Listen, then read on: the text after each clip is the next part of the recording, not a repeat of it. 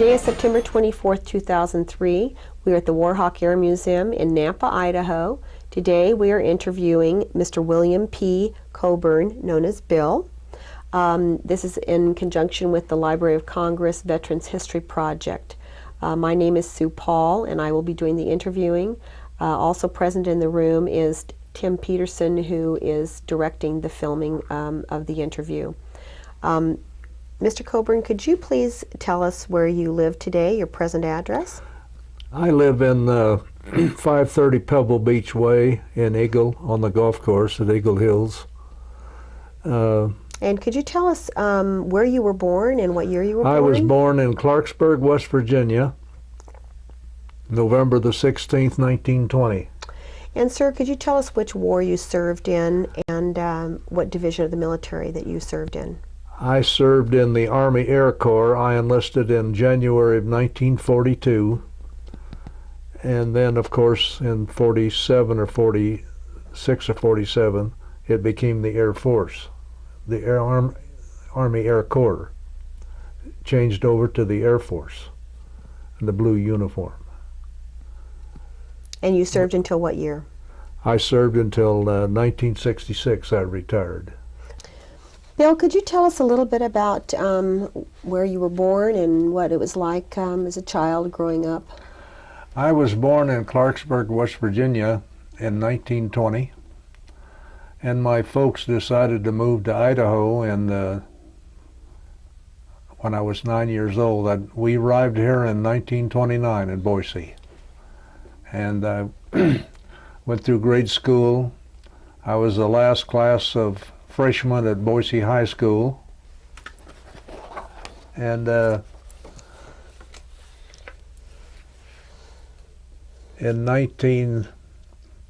graduated in 1940, and my brother and I went to work for J.L. Turtling over in Hermiston, Oregon on the ordnance depot building these igloos, and the war broke out in December of 41. So we quit and came back to Boise, and I enlisted in the Army Air Corps.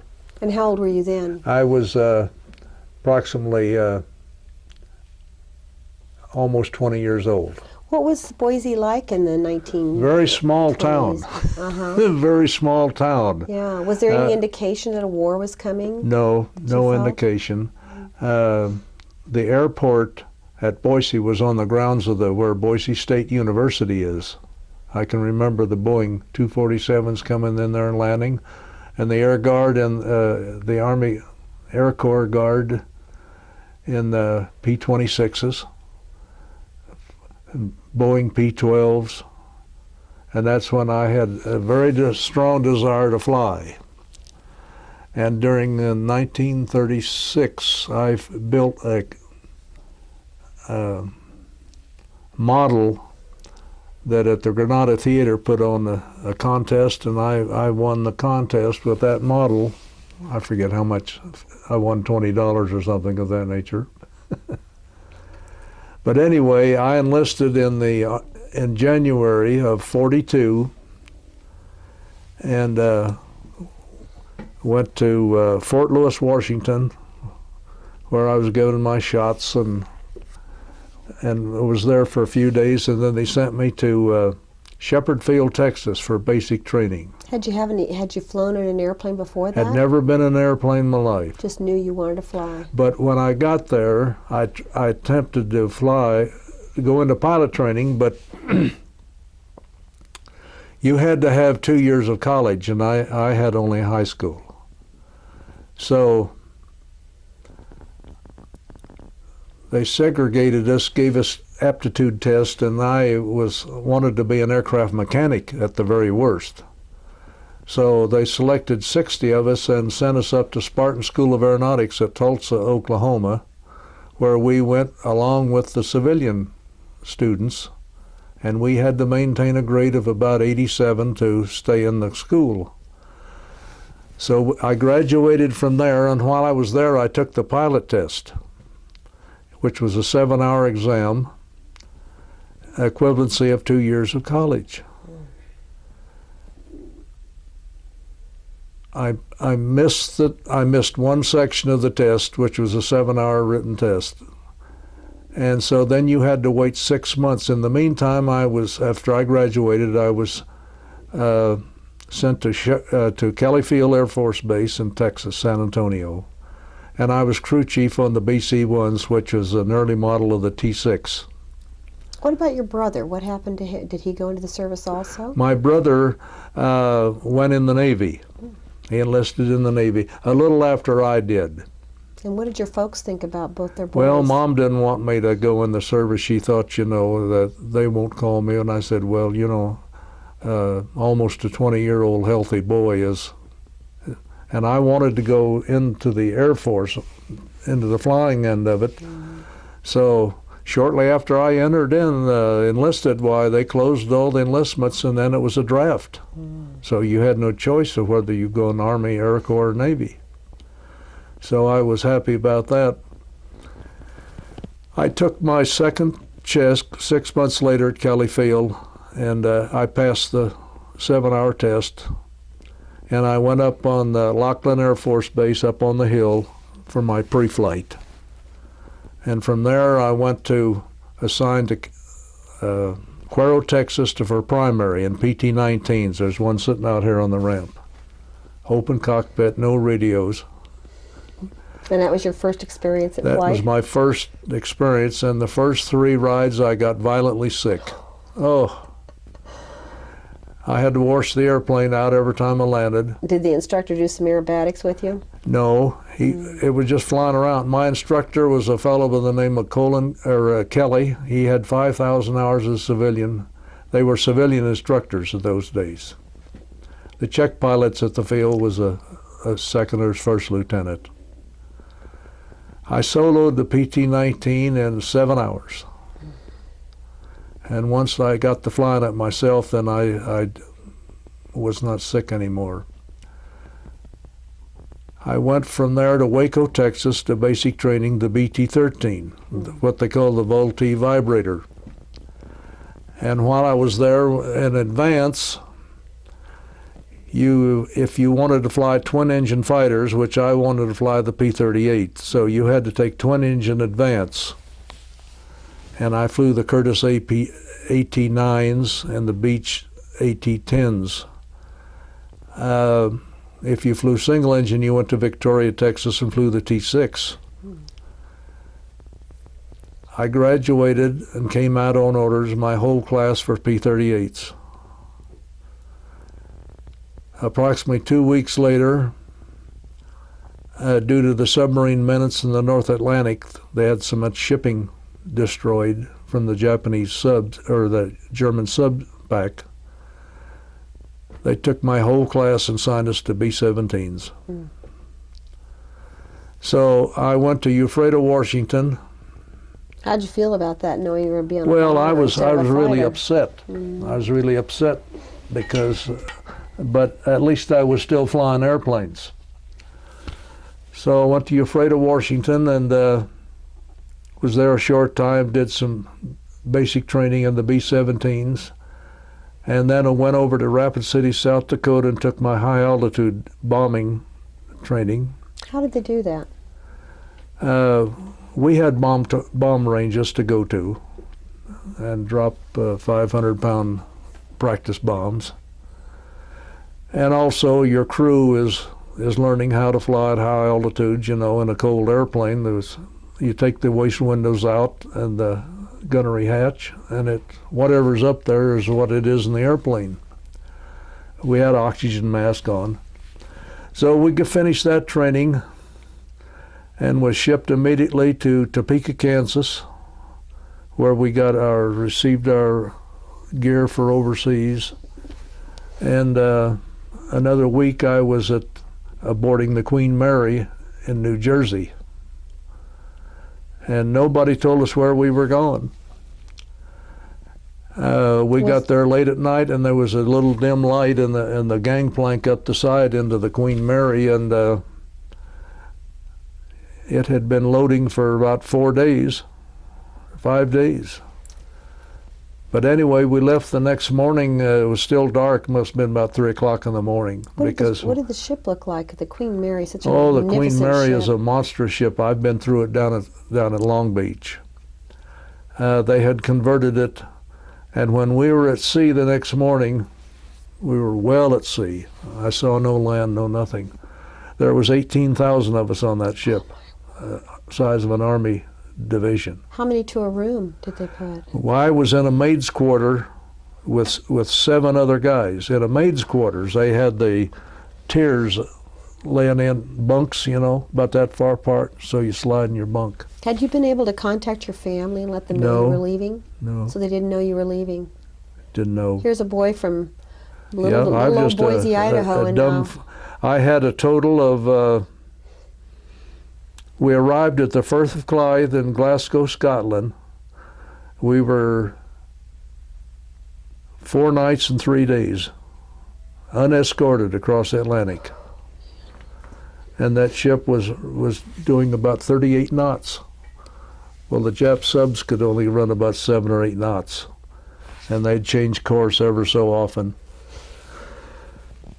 I got sick on the Queen Mary, and it was run with an English crew, so we had warm Coca-Cola, and the food was terrible. We sit in dining rooms where the elite had sat with the big pillars. We arrived in Firth of Clyde and went to a training base in Scotland, where we were there about 4 or 5 days. And then we went to our regular air base. I was at Chelveston, England, which was near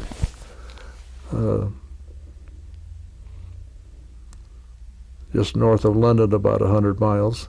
And you hadn't flown the B-17 yet? I had a total of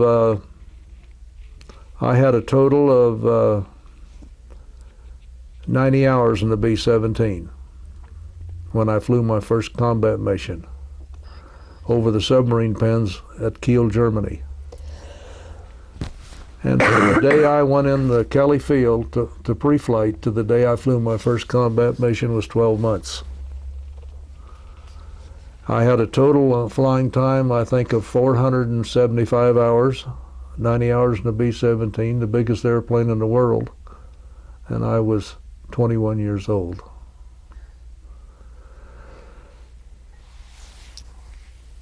We went to Kiel, Germany. I went up there 5 times. I got the Air Medal for going to Kiel, Germany's submarine pens. Well, on our last, and the first formations, I thought, this is a breeze when, you know, I've only got 21 left to go. Well, on the last time we come off the target, well, it was a different story. For the German fighters had come in and worked us over pretty good. So I could see that they were out to kill us. Were you damaged badly on that flight? No, there was some flak, always a lot of flak. They looked like Christmas trees busting along. But did you have escort fighters with you? no escort. The Mustangs, the English Spitfires was the only escort we had. They took us across the channel to France. And when we hit the French coast, we were trying to be at 26,000 feet because we started engaging fire, and the German Air Force wouldn't even take off until we were there. And the Spitfires was out of fuel, so they went back. But anyway, we went on to the targets, and our kill rate at that time on air crews and the pilots was about 100%. Nobody was hardly finishing a tour at all. In March of February 44, my crew was shot down over Nancy, France. I was in the hospital. I'd thrown my knee out of joint, and my crew went with another. You got some pictures of this here we'll look at while you're talking. My crew went with another pilot, and they were shot down over Nancy, France. And then I had another crew, and these pictures you're seeing now was on our first raid to Berlin. And the two fighters damaged my supercharger on the inboard engine, and I had no power, so I had to feather the engine, and they continued to back off and fire at me, and you can see some of the damage to the tail of the airplane that I was incurred at that time. I couldn't keep up with the formation, so I called the group commander and I said, we were at 26,000 feet. The top of the overcast was approximately 19,000 feet. And I said that there's no use. He slowed down for me, but I still couldn't stay in the formation. I had already jettisoned my bombs load. So as the fighters, as I pulled up with the last bit of power, full power, I pulled up under the group, and the fighters backed off a little bit because of the tail gunners. And but then and I got right up underneath, and I told them, I said, I'm going to go for the deck. So I did a split S with a B-17, and the last time I seen the speed, it was 270 miles an hour, and I think top speed on it was about 220, something like that.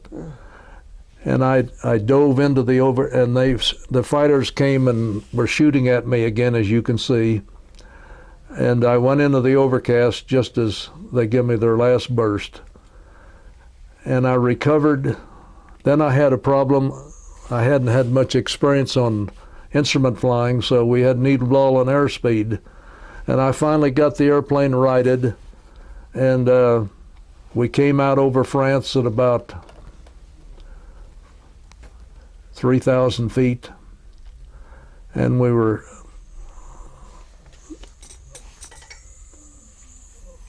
progressing along at about 115 or 20 miles an hour. The airplane was vibrating so bad, and the smoke in the cockpit, and all the crew was upset.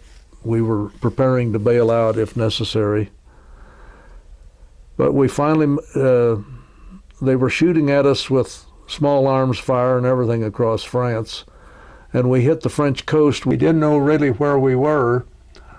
The weather was extremely bad, so we just headed west 270 degrees, and we finally hit the English coast. And by this time, the airplane was in bad shape. We happened to look down and seen an air base on the English coast with some twin-engine Wellington bombers sitting on it. It was a grass field. So I elected just to go down, and we landed on that field, and just as I landed, the prop came off of that engine that you see here the pictures of, and it went over and it hit number 4 engine, and they had to tow us off the runway. We couldn't taxi. That pretty much ended. What condition was your crew in at that point? Very shook up, very shook up. The pilot and the navigator and the bombardier came up out of the nose. They couldn't stand that propeller spinning that close to them, so they come up and stood in the cockpit till we landed. Did everybody survive? Everybody survived. We had no casualties on that flight. I did have one mission to Frankfurt, Germany, where we were attacked with ME-109s, and they were shooting armor-piercing, and that came through the nose of the airplane and hit him, went through his flak suit, and we were at 26,000 feet at 61 below zero, and it took him 2 hours to die. We hadn't even got to the target yet, so we proceeded. So after that mission, then what were you assigned? Well, I finished up my tour 7 days before D-Day, and I knew that the invasion was going to take place because we could see the marshalling of the ships on the English coast. And how many missions had you flown by then? I had flown 27 missions, and they would only let me fly when our group would lead the wing, or at least the group leads. So I knew my time was short, and that if I didn't get the last 3 missions in, I'd either be shot down or I'd have to remain for more time. So I went to the CO and I told him, I said, I'm going to finish up my 3 missions and get out of here. So he said, well, you're the only experienced pilot we have that can lead the group in the wing. So I said, well, that's the way it's going to be. So he let me fly 3 missions. I think a squadron lead or once on a group lead. But I finished up 7 days before D-Day, and we were put in a holding area in England. No, up in Scotland. I came back from the Firth of Clyde. That's where I landed on the Queen Mary, and we left from there, and we were put on a troop ship, and we were 2 weeks coming back in a convoy of old Kaiser fuel tankers. And we were in a storm for about 10 days of that trip. And I could look out the window seasick as a dog, and I'd see these ships tip up to where you'd see the propellers clear out in the air they were empty. Well, anyway, I was assigned we came back to California, Santa Monica, at Redistribution Center. And we were given a 2-week leave, so I came back to Boise and met my family and all the relatives. And then we went back to Santa Monica, and I was determined that I had severe operational combat fatigue. I was having hellish nightmares. So they sent me to Fort George Wright at Spokane at that time, which was a hospital. And I was treated with pentothal by a psychiatrist up there for about a month, I guess. Then I went back I was grounded for 6 months. I went back to Santa Monica, and they assigned me to Williams Air Force Base in Mesa, Arizona, which was ending up their P-38 program, and they was inducing the B-17 transition school, so I was assigned as test pilot and engineering officer. And that's where I finished my time in the Army Air Corps. And at this point, then, you had never flown a fighter plane? I had never flown a fighter plane.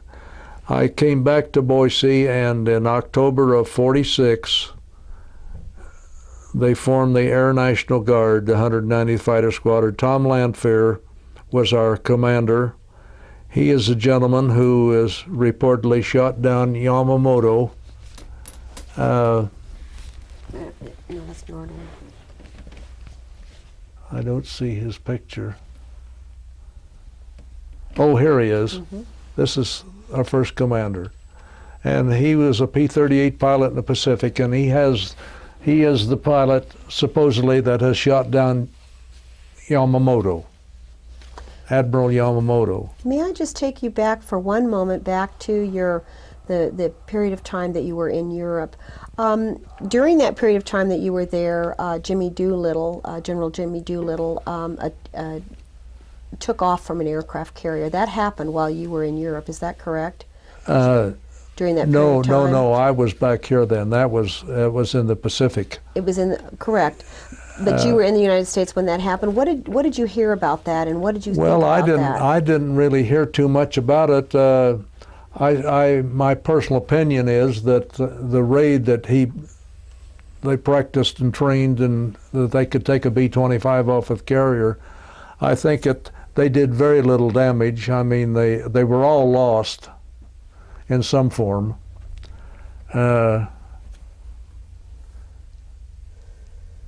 It was more of a morale booster to prove to the Japs we could have hit them. Mm-hmm. I think that's about all it proved. As far as damage, there wasn't really all that much, and it cost all of them. He became 8th Air Force Commander in England. Prior to that, and he raised our combat missions from 25 to 30, which those that of us was still alive and still there, I had 23 missions in, figuring I had 2 and I'd finish. Well, I had 7 more to go, and most of us just all agreed we'd never make it because the turnover and crews was, the loss of crews was so high that our chances was nil of finishing. But I did, by the grace of God, I did. Where were you when the war was declared over? When the Japanese... I was at Williams Air Force Base. And do you remember that time? It was 1945. And what happened at the Air Force Base when it was announced? Not much ever happened. We had an opportunity to stay in or get out, and I sort of elected to get out. Sometimes I wished I'd have stayed in, but then you never know what would happen. While you were in Europe, you received the Distinguished Flying Cross, the Air Medal with 4 oak clusters, the European Theater of War with 2 battle stars. This was during your mission over Berlin.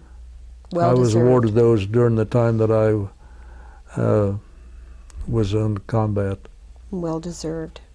So now you're back in Boise, and it's 1946-47? In 1946, they started up the Air National Guard, or formed it, the 190th Fighter Squadron. Tom Lanphier was our CO. And I think we ended up in 1947, we had 25 P-51s, and you can see them right here.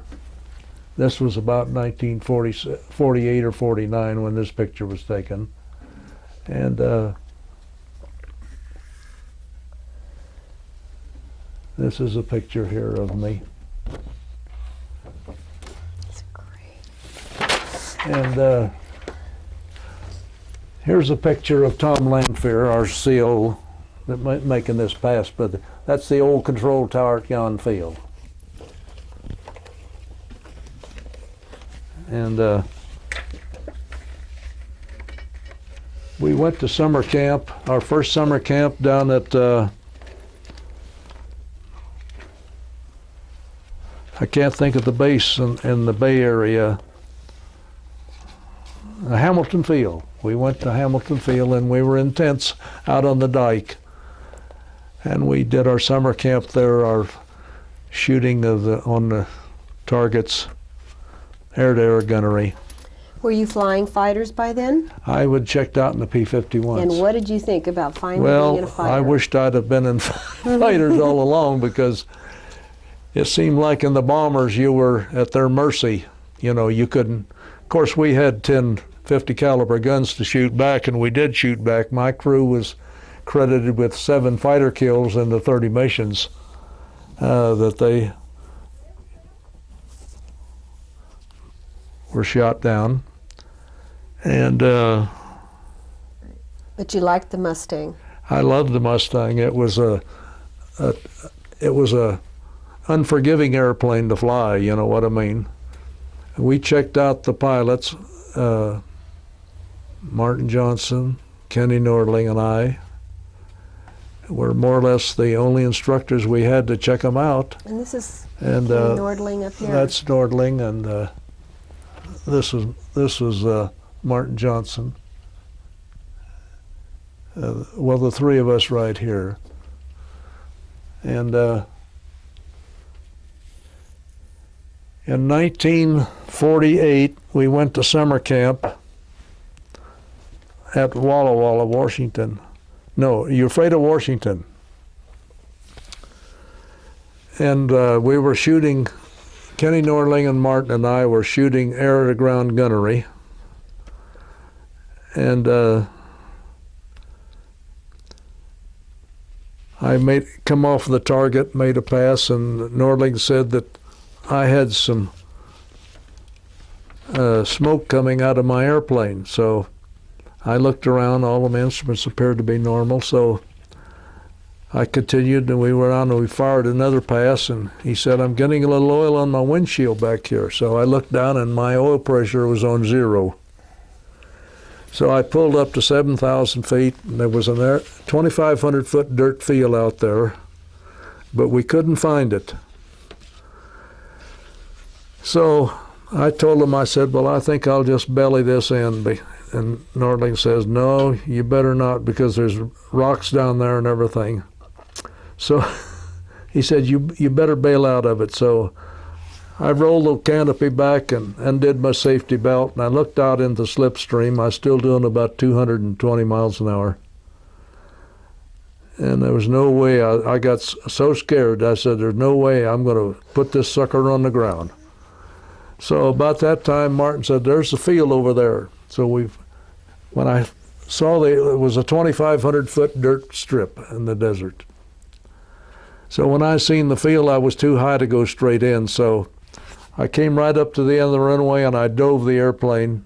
And by this time, I have very little power, about 1,800 RPM and about 19 inches. So I knew it was just a matter of time with the liquid-cooled engine, you're going to have a failure.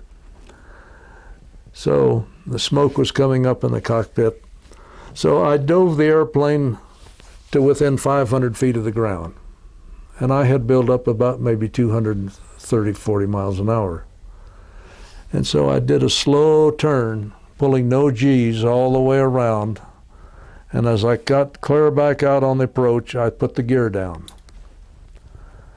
And I was milking the flaps a little bit and trying to time it, because it was on the end of a big bluff and a big sand pit below the runway. And I knew if I got below that bluff, why, that was the end of the farm, because I was too low to bail out. So about 300 feet out, the prop engine quit and the prop stopped just like that. So I went dead sticked on in. And I'd always three-pointed a P-51, so it paid off that time, because I stopped and turned off into sagebrush in about 1,600 feet. Got out and looked at the airplane. It was covered with oil that you couldn't tell what the color of it was. Walked around to the front, and Martin and Nordling are flying around waiting to hear from me. And I happened to look in my oil cooler, and here's a hole about that big right in the oil cooler. I had hit some hard pan and ricocheted the shell up, and then I flew into it. And I lost all my 18 gallons of oil, I guess it was, and that's why the engine popped off, overheated. So I told them to send out a T6 and pick me up, and they did. And so about 3 days later, I flew a C-47 out there with a spare engine. We changed it, and I flew it out. Came back to Boise. That was one of the times, and then another time. This is another one that you. This one here was on a test hop, and I was about 200 feet in the air when the engine quit, and I was too far down the runway to put the gear down and land it, so I just bellied it in, and you see the results here. When did you get into the F-86s? We got in 1951 during Korea. We were called to active duty again with the 51s. And there was California, Montana, North Dakota, and Idaho made up the fighter wing. We had 75 fighters. And we proceeded on active duty. This is my brother, I told you, that had the stroke. And the fighter's wing was all Mustangs? All Mustangs. And we went to Valdosta, Georgia, and we were at Valdosta about 4 months, and they transferred us back to George Air Force Base at Victorville, California, all of us. And then they started taking our airplanes to Korea, and the pilots would go elsewhere, and it was sort of a odd deal. I got my orders to go to Alaska. So when I arrived in Alaska at headquarters, Elmendorf Air Force Base. For the first 4 months that I was up there, I had about 1,000 hours in C-47, so they had me ferrying out into the across the Alaska Range, lumber and barrels and oil to these radar sites. They were building a big radar site out there. So I did that for 4 months, and then finally I got into the 57th Fighter all-weather jet. I had never flown a jet. So they give me 4 or 5 hours of training in a T-33 and checked me out. I already knew how to shoot gunnery and all this with a P-51, so that was not new to me. So I checked out in the F-94 all-weather jet fighters, 57th Fighter Wing group, and I was in that then until I retired or came back to Boise off of active duty. I'd been on active duty again for 2 years. I came back to Gownfield, the Guard, and they were reforming the Guard. Martin Johnson was the CO at that time, and Dave Johnson was the squadron commander, but they really had no airplanes to speak of. So very shortly, we started receiving the F-86 Sabre jets, and that was the one that I think we had those for 4 years. And Martin appointed me the squadron commander, and that's the airplane we flew then for about 4 years. Tell me how you felt about the F-86 Sabre jet compared to the P-51 Mustang. Well, it was it was all hydraulically boosted controls. It was altogether different flying, but it was one of the finest flying airplanes at that time. It was the plane of Korea that had shot down a lot of MiGs, and so we had this airplane for approximately 4 years, and we fired air-to-air gunnery on the Sailor Creek Gunnery Range, which I, with some other fellows, had built previously in the 51 days. And this shows that some of our cadre of pilots, and when I was squadron commander, that we took, we had 25 F-86s, and lo and behold, after about 4 years, they assigned us back into, changed us into F-94 all-weather jet fighters, which I had flown in Alaska. So we were into that, and then a couple of years later, we were put in the F-89s. That's Scorpion. I don't have a picture of that, but and then from the F-89s, we went back to the 86Ls, which was a rocket-firing aircraft. Looked a lot like the F-86.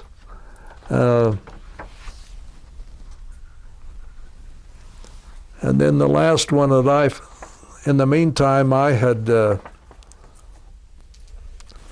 was appointed as a chief of staff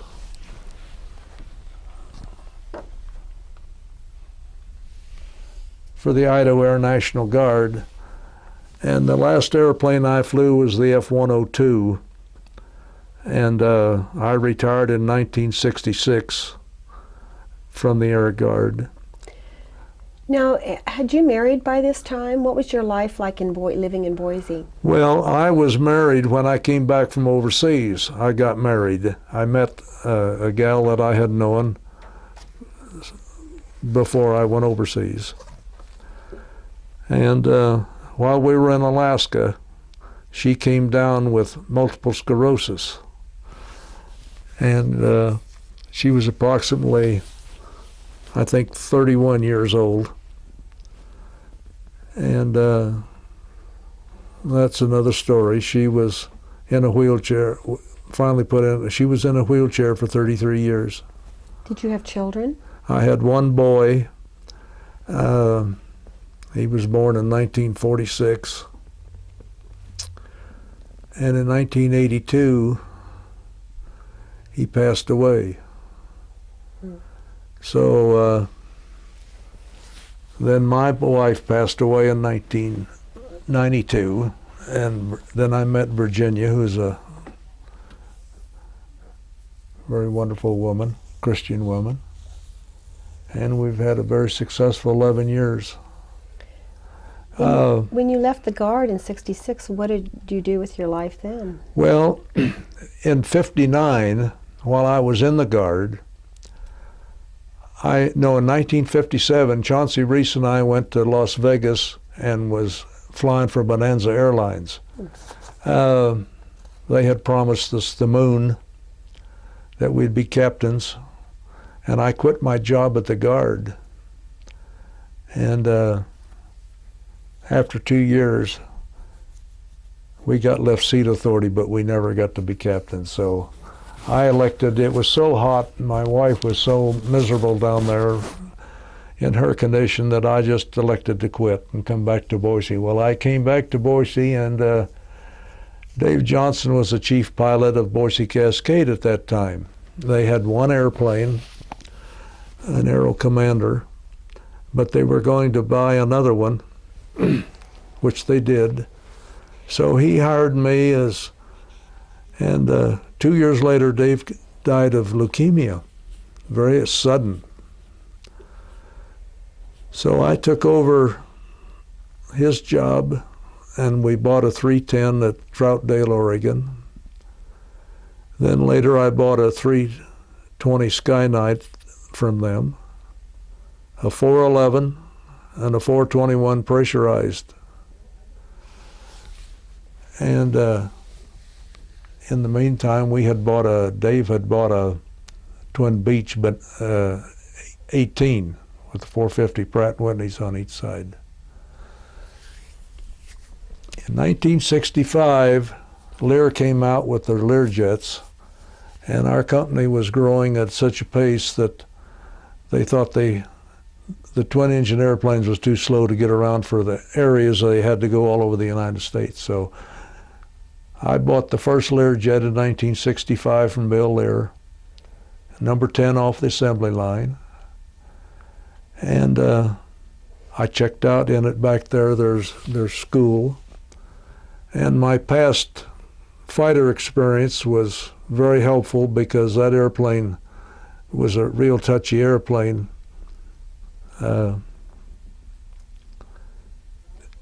Again, it was one of the nicest airplanes I had ever flown commercially, because with 6 people in the airplane and a full load of fuel, I could level at 41,000 feet in 14 minutes.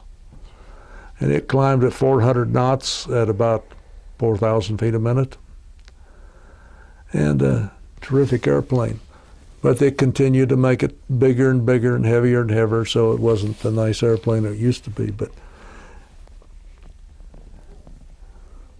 in 1967, or 69 and 70, I had 14 airplanes and 28 pilots flying all over the United States and South America, Buenos Aires. They had 2 big cattle ranches down there and a big fertilizer plant. So I designed a runway out on one of the ranches way up in the Pampas, about 600 miles north of Buenos Aires. They didn't even have any power. They had a diesel generator for lights and all this. Very crude operation. But anyway, I retired then from Boise Cascade in 1975, at which time to the present. But in summarizing my flying career of 34 years, I have flown military and civilian 40 different kind of airplanes. I've flown twin engine, 4 engine, jet fighters. I bought a Turbo Beaver on floats and skis, no wheels, at International Falls for our operation to fly into the Rainy Lake for Boise Cascade. I I've flown a Bell jet helicopter, which I purchased in about '67 for the company. The only thing I haven't flown is a glider. Are you going to do that? And I have that opportunity in Phoenix. There's a glider down there, and I asked the guy, and I said, could I fly it? He said, sure, after we get airborne, you do what you want to do with it. So, but last year, a friend of mine lives in Redmond, Oregon. I flew he has an ultralight, and I flew that at 82 years old. You know, your story is so amazing, Bill, because starting at such a young age, you experienced so many life experiences that you, of course, never expected to have, and never knew you would be a part of history as you are in so many different ways, not in any one way, but certainly through the whole expanse of your life.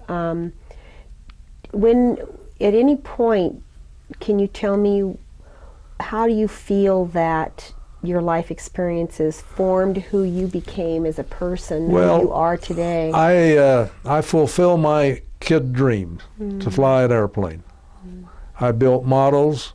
When I went through Spartan School of Aeronautics, it was a cinch for me because I had done so much studying and knew this and that and the other that other kids didn't know hardly anything about airplanes. They'd struggled in pilot training. You know, like they'd flash up a picture of a Jap fighter. I knew instantly what it was. But some of these guys had no idea. Identification. So I fulfilled a child's dream, a young boy's dream. I haven't made much money, but I have had a career of excitement.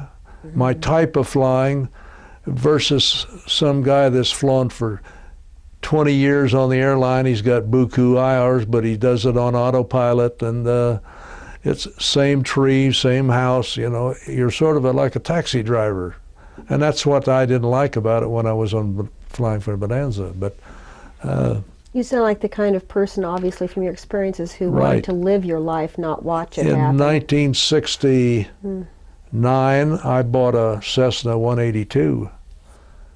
And I used it to go fishing in the backcountry. I've been on every field in the backcountry, fly fishing. And well, I have to tell you that I'm so honored that you came to the Warhawk Air Museum for us to conduct this interview. You're a great American, Bill. You're a huge part of this country's history, and because of people like you, we are what we are today. And it's just been such an honor to have you here today. Well, thank you. The highlight of my career, I have 34 years, 40 airplanes, and 15,000 hours in the air. And it's been the two airplanes that stick in my mind as fun airplanes to fly during that era was the P-51 and the Saberjet. Did you ever fly a P-38? Never flown a P-38. That's what I was wanting to fly. When you were a kid. But I don't. You know Les Earls? Mm-hmm. I didn't know he was a 38 pilot. See. In combat, the P-38 really didn't do much. It was so heavy and so slow to do maneuvers. It was no contest between it and a Me-109, and the P-47 Thunderbolt. Likewise, till they put water injection in the P-47 and paddle props on it, it had a 1-to-1 kill ratio. But the P-51, when it came into the scene, it had a, like 6-to-1. Is that why it's probably the most memorable airplane of the war? That airplane was built, flown, and put into combat in less than 8 months. The English had some of the B models. I don't know what model you have out here, but it's not a D. C model? Yeah. Okay. First model to have the Merlin engine put in it. So what do you plan for the next 30 years of your life? Well, I've just sort of retired and taken it easy. Do you still fly? Pardon? Do you still fly? Yes, I took a physical last week and passed. And in past years in the winter time, I would rent airplanes and fly them. What would you like to have to be remembered by? I mean, what the essence of really what you've learned about life, and what would you really like to have as your Well, I think final one of the memory things that I about proved you? that my family was real poor. There's nobody in Boise poorer than me and my family. But I took a childhood dream and I took it up to what you've heard about, climaxed. And I have nothing, no regrets. I cherish my memories, my experiences. I've seen death. I've seen people. I wasn't married in combat, so I was very fortunate there. But there was a lot of guys who write letters at night to their wives, and the next day we'd erase their name off of the board. We used to joke at breakfast how many of us would be there for the evening meal, and a lot of them wouldn't. But everybody in that era was, you know, my age. An old guy was maybe 30 years old. But the experience, the fun that I've had flying like this 51, we had a few casualties. We lost a couple of guys checking them out, trying to teach them to fly, the 51. But the Air Guard was just a tough outbeat. They could compete with the Air Force anytime, anywhere, because the Air Force had turnovers in people. They was only there for 4 years, where the Guard was a full-time deal, and guys had been in for a long time and became pretty good at what they was doing, both the mechanics and the pilots. So would you advise young people today to go for their dreams then? Pick a dream and stay with it? That's right. Well, I've always said that you form a plan and work to plan, and if you have the desire. well, you certainly proved that, Bill, But, and you've survived a lot of adversarial conditions too. Well, I attribute my being alive to the Lord. I mean, every morning when I was to go out on a mission at daylight, I'd get up in the cockpit while they were loading all the bombs and the machine guns, and I'd ask the Lord to be with me for that day. And he would. And when I landed at night, they usually jumped out of the airplane and he'd give them 3 or 4 ounces of scotch or whatever, you know, and I'd sit in the cockpit and thank the Lord for before that happened, because, and I attribute my still being alive to his helping me, had his hand upon me, because I tell these tales to people, and the guys, you know, about the Lord, and they say, well, you just weren't in the right place at the right time. Well, I was. But that's the answer you get. A guy that was in the same configuration I was in the Christian walk, why, he understands. Well, So that's about... Well, we thank you so much for being such a great American, and thank you for coming here today. Thank you very much for having me. I enjoyed it. I hope I haven't bored you.